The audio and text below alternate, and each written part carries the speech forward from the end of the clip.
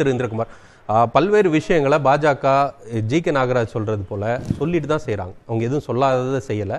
அப்படி இருக்கும் பொழுது அதை சொல்றதுக்கு தான் மக்கள் வாக்களிக்கிறாங்க.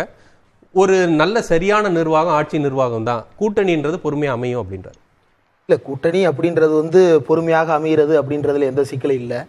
ஆனால் தமிழ்நாட்டை பொறுத்தளவில் என்டிஏ அப்படின்ற கூட்டணி எங்கேயுமே இல்லை. தமிழ்நாட்டை பொறுத்த வரைக்கும் பிஜேபி தனியாக இருக்கிறது. அவர்களோடு கூட இருக்கிறவங்க யாரு அப்படின்னு பார்த்தோம் அப்படின்னா, இன்றைக்கு ஜே.பி. நட்டா அவர்கள் வந்திருக்கும் பொழுது மேடையில் இருந்தவர்கள் ஐஜேகே திரு ரவி பச்சமுத்து, புதிய நீதி கட்சி திரு ஏசி சண்முகம், அப்புறம் தேவநாதன் யாதவ். இந்த 3 பேர் தான். அது போக ஜான் பாண்டியன் விமான நிலையத்தில் போய் பார்த்துருக்கிறாரு. கூட்டணி உறுதி அப்படின்னு சொன்ன பன்னீர்செல்வம் கூட மேடையில் இல்லை.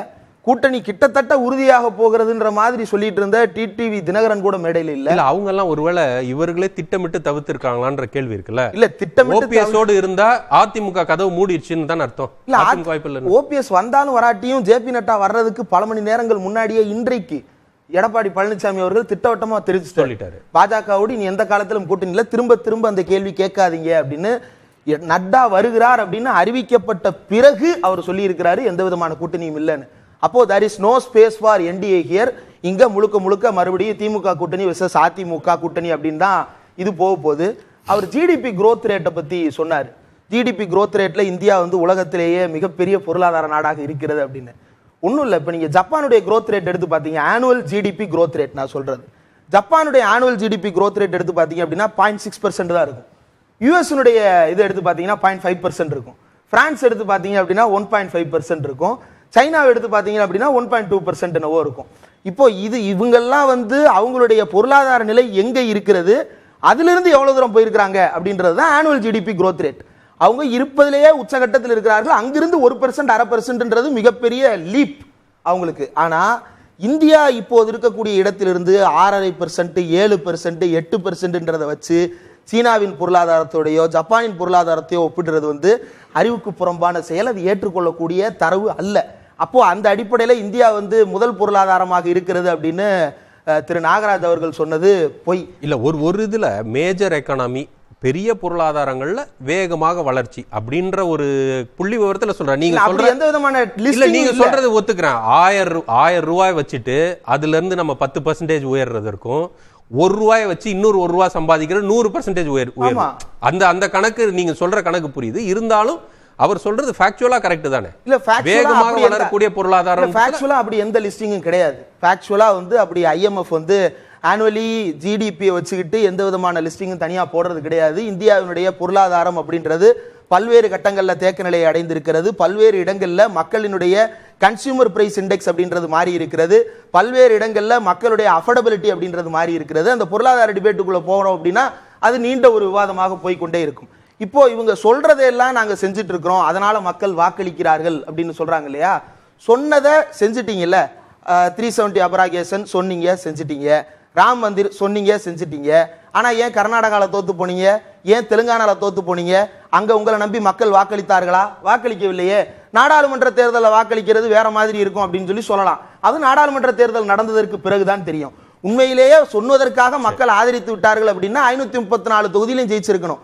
400 தொகுதின்னு சொல்லி கொண்டிருந்த மோடி இப்ப திடீர்னு 370 நம்பரை மாத்தி இருக்கிறாரு. நேத்து இல்ல 370 தான் சொன்னார். பிஜேபி பார்லிமெண்ட்ல 400 சொன்னார்ல. 400 தேசிய ஜனநாயக கூட்டணி 400 அப்படின்றத ஒரு கவுண்டா தான் சொன்னாரு. என்டிஏவா பிஜேபி அப்படி இல்ல, இப்ப ஒரு வகுத்து 400னாரு. பிஜேபி இப்ப தெளிவுபடுத்தி இருக்கிறாரு. 370 பிஜேபி தனிப்பட்ட வகையில ஜெயிக்க போகிறது அப்படின்றத தெளிவுபடுத்தி இருக்கிறாரு. எங்க ஜெயிக்க போகிறது அப்படின்றது குறித்து எந்த விதமான திட்டவட்டமும் இப்போது வரைக்கும் கிடையாது. இந்த சதர்ன் பெல்ட்ல கிட்டத்தட்ட 150 160 தொகுதிகள் இருக்கு. இந்த 160 தொகுதிகளில் அவங்களுக்கு ஸ்கோப் உள்ள தொகுதிகள் அப்படின்னா விரல் விட்டு எண்ணக்கூடிய அளவில் கூட இல்லை. இன்னொன்னு, நார்த் ஈஸ்ட்ல இருக்கக்கூடிய தொகுதிகளுடைய நிலவரம் இப்போது வரைக்கும் கண்ணுக்கு தெரியவில்லை. வெஸ்ட் பெங்கால்ல இருக்கக்கூடிய நிலவரம் ஒண்ணும் இல்லை. உத்தரப்பிரதேசத்துல கூட்டணி மாறி இருக்கிறது, அங்க என்ன நிலவரம் அப்படின்றது தெரியாது. அப்போ ஏதோ ஒரு பத்திரிகையை வைத்துக்கொண்டு அதுல ஒப்பீனியன் போல்ஸ் ஃப்ளோட் பண்றது மூலமாவே மட்டும் விடாது எந்த நம்பரும். இவங்க சொன்னதையெல்லாம் செஞ்சுட்டாங்க அப்படின்றதுக்காண்டி ஓட்டு போட்டாங்கன்னா இவங்க சொல்லாம செஞ்ச பல விஷயங்களுக்காக மக்கள் இவங்களை நிராகரிப்பதற்கும் வாய்ப்பு இருக்கிறது. சொல்லாம என்னென்னலாம் செஞ்சிருக்காங்க.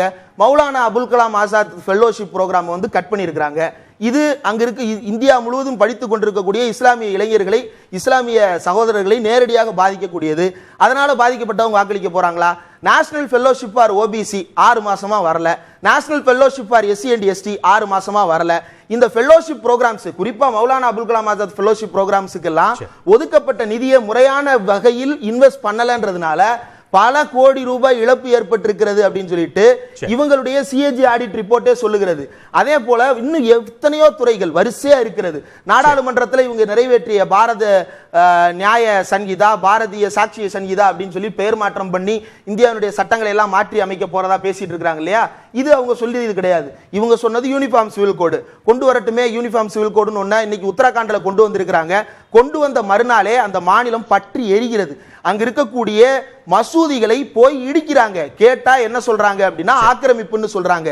அங்க இருக்கக்கூடிய இஸ்லாமிய பள்ளிக்கூடங்களை இடித்து தள்ளி இருக்கிறார்கள். அதை எதிர்த்து சகோதரர்கள் போராட்டத்தில் குதித்திருக்கிறார்கள். அப்போ இந்த மாதிரியான சமூக பதற்றத்தை உருவாக்கக்கூடிய விஷயங்களுக்காக பாஜகவை மக்கள் புறக்கணிப்பார்கள் இல்லையா? சொன்னதை செஞ்சுட்டாங்க, சொல்லாம செஞ்ச இந்த விஷயங்களுக்கு எல்லாம் புறக்கணிக்க தானே போறாங்க. இதற்கான எதிர்வினை இருக்குன்றது சொல்லி